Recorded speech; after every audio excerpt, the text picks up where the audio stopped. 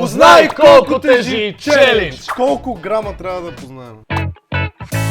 Ето тук на Това везната. не би трябвало да е много трудно. Уникално. Мале, маршмелтата, ето ги маршмелтата. Погледнете за какво става въпрос. Чакай сега, почваме. Така, 73 грама. Чакай сега, колко беше? Значи тя цялата е 300 грама. Бат Значи 73. горе-долу е над 4. Това тук, тази шепа според мен.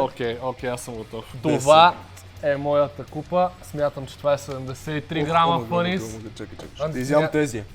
О, и аз ще си хапна малко. Надявам се да не наруша много грамада. Между другото е много яко да си хапваш първо маршмелото. Слагай! Няма. Просто сложи купата. Браво, Анди, 18 грама. Ти сложи 18 грама пънис. Това е грешно! 54! Браво, Дани! Let's go! Браво! Взимам и моята, С и 30 твоята. почти надолу си. Браво! Може да вземеш тия 54 грама остават за тебе и тази взимам, айде,